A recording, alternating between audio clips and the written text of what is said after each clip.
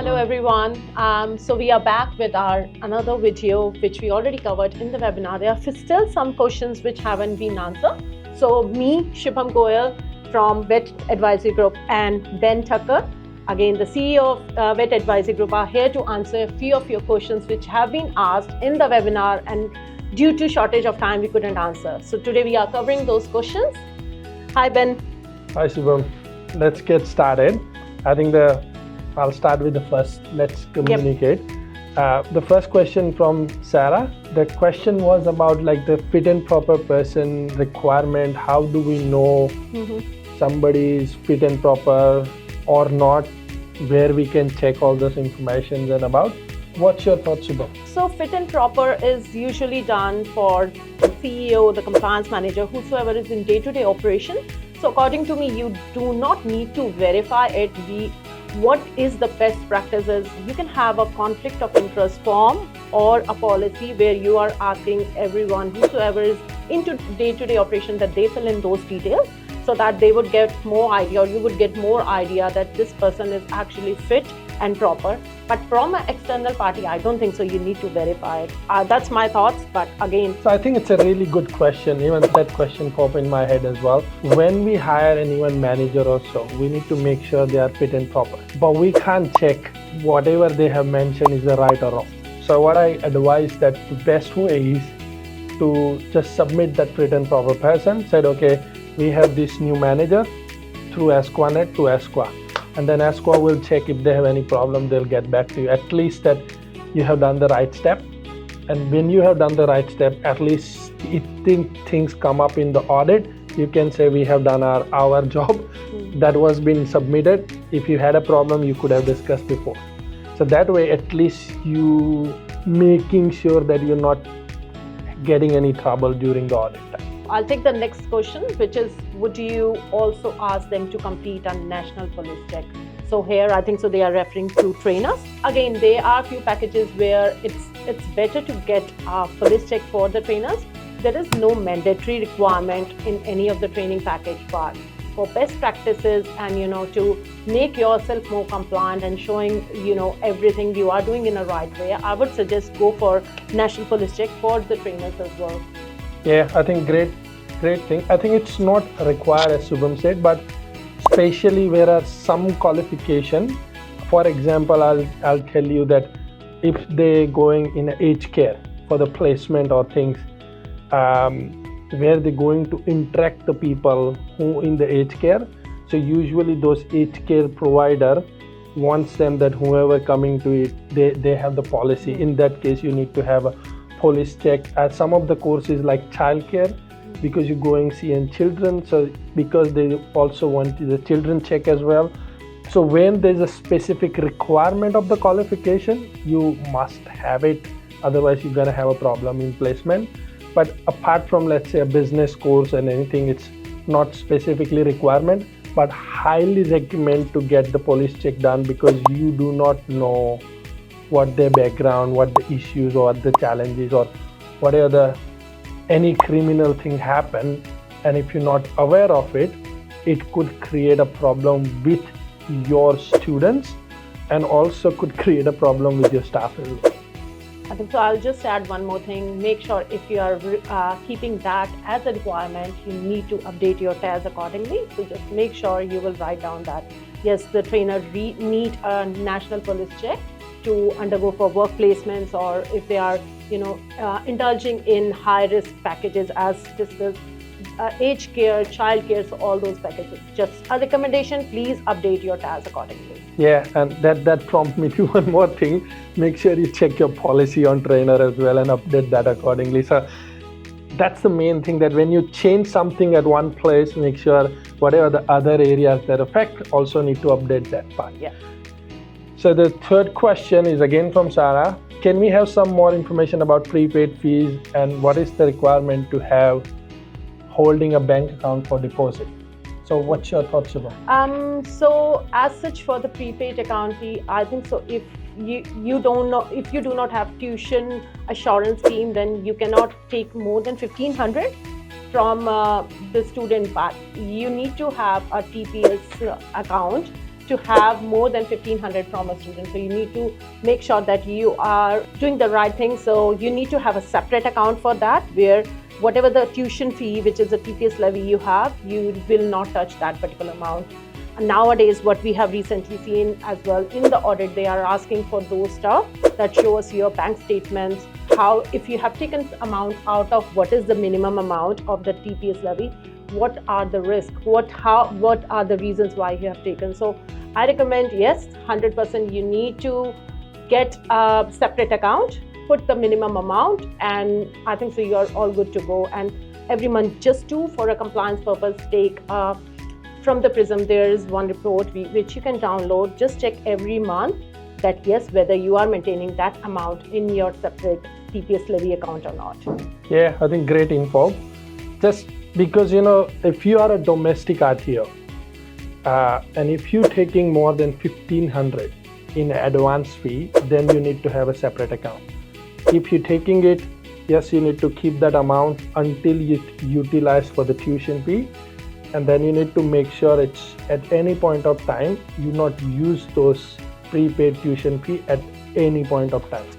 If you are an international provider, as Shubham said, that when you enroll them, and you also in your Prism, when you're creating a COEs, you also mention those prepaid fees information.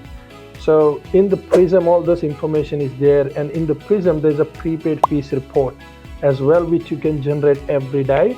But the best practice is you generate that on a monthly basis and see whatever the amount. If the prepaid amount is $50,000, make sure your separate account has the $50,000 in that prepaid fees account. If you do not have that fees, or if you do not keep this, indirectly you're breaching the compliance requirement, and therefore you can also get fine or sometimes a big non-compliance toward that area. And as Shubham said, we have seen in the audit now, they even asking for last 2 years of bank transactions and making sure. And even if you've taken out the money that not meant to be, then they're asking why, what is the reason, and how you making sure that you're not going to do again. So that's why it's a very important part. So now the next question is from Lisa. Is there one leadership style that matches the CEO leader of RTO role? So what's your thoughts about that? Okay, great question. So I think the leadership part is that there is no perfect thing that, okay, this one style is for the perfect RTO leader, because there are different styles. And sometimes it's not that because this style is good, doesn't mean it's gonna fit into my own personality. What I see that as a CEO, what we need to be mindful of that, don't worry about the styles or things. What I just start with the purpose. That's the most important part. What is my purpose? What I really want to do? Do I want to add value to my people?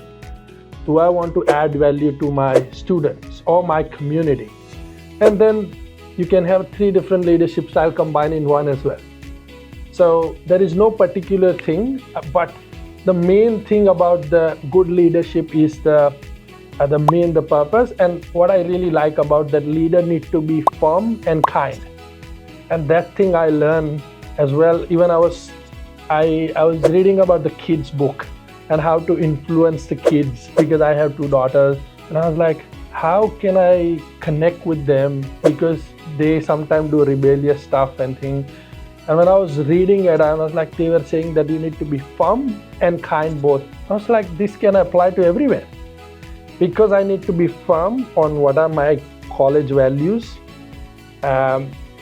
If in terms of accountability, that work needs to be done, but I also need to be at the same time kind and loving and humble person, and understand that if somebody is not doing the right thing, that could be a reason behind it. Talk to that person, identify is there any issues that going on, and support that person to get back on track. So that's something I would advise.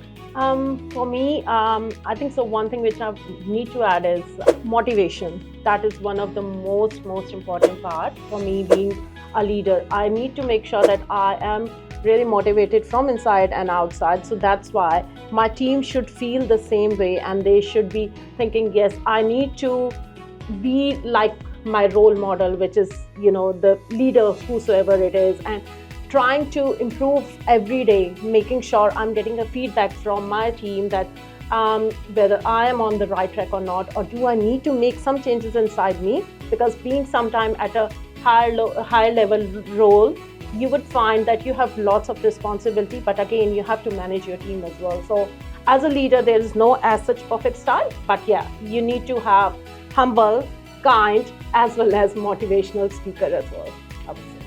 Great. So next question is from Mark. Currently going through re-reg audit, they ask for the trustee to have a fit and proper person as they were on ASIC report. I think this kind of a statement, but I think it's a great question. What's your thoughts, Shubham? So yes, nowadays, as far as asking for fit and proper from any person whosoever have maybe shareholding, a trustee in your case, the one who have decision power making, even the compliance manager, if they don't hold any share, they are asking fit and proper for every person. So it's completely fine if they are asking, but again, make sure the fit and proper should have all the details wherever they have worked in the RTO industry in maybe last 10 years, 15 years. So you have to make sure you are writing and providing the true and actual fit and proper details. Okay, great. I think the simple thing about the fit and proper person is that whether it's trust, whether it's a private owner or shareholder, if you own or holding a share more than 15%, you need to, the ESQA can ask the fit and proper person requirement anytime. So that is the rule, and you need to complete that accordingly. And also, it's not only your team, your director or shareholder.